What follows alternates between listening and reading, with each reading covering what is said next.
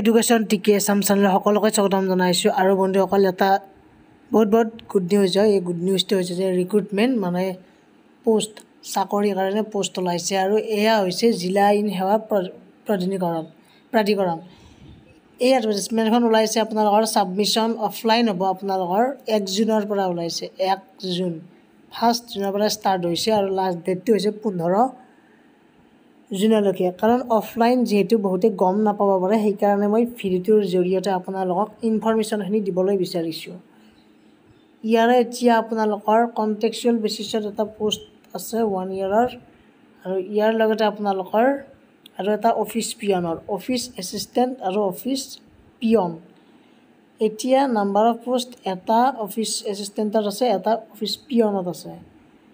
Education qualification যিটো office assistant তাত বাৰু আপোনালোকৰ গ্ৰেজুৱেট লাগিব, লগতে কম্পিউটাৰৰ নলেজ থাকিব লাগিব আৰু পিয়নত ক্লাছ 8 পাছ কৰিলে হৈ যাব, নহ'লে মেট্ৰিক পাছ কৰিলে হৈ যাব।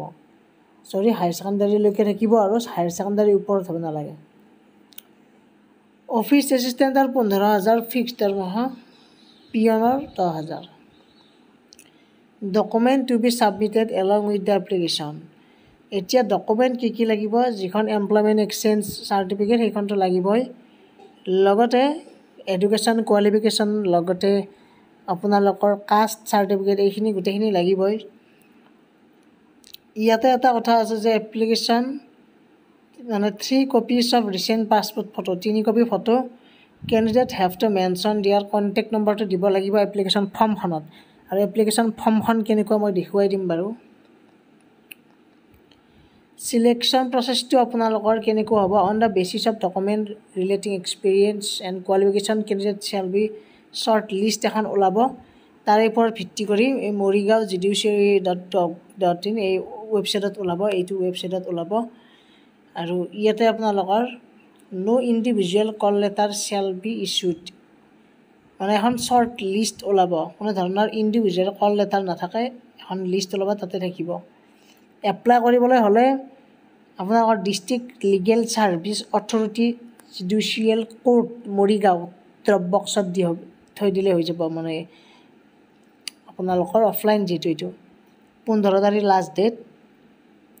এতিয়া মই আপোনালোকৰ এই যিটো আপোনালোকৰ আছে এপ্লাই কৰাৰ কাৰণে এইখিনি আপোনালোকৰ এড্ৰেছ, এই এড্ৰেছটোত পঠাই দিব লাগিব, এড্ৰেছটো দিব লাগিব, এনভলভটোত লিখিব লাগিব। এতিয়া এপ্লিকেশ্যন ফৰ্মখন এবাৰ আপোনালোকক দেখুৱাইছোঁ বাৰু।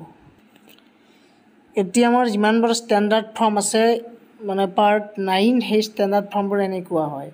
ইয়াতে টু দ্য আপোনালোকৰ নেম অফ দ্য পোষ্ট কলৈ পঠাব সেই এড্ৰেছটো দিব। মই যে অলপ আগত ক'লোঁ নিজৰ এড্ৰেছখিনি এইখিনি ফিল আপ কৰিব লাগিব।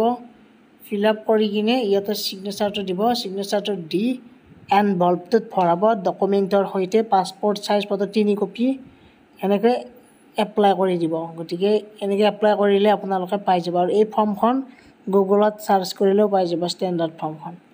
গতিকে ভিডিঅ'টো এইখিনি আছিল, সকলোৱে শ্বেয়াৰ কৰি দিয়ক, ছাবস্ক্ৰাইব কৰি বেল আইকনটো প্ৰেছ কৰি ৰাখিব। ধন্যবাদ, থেংক ইউ।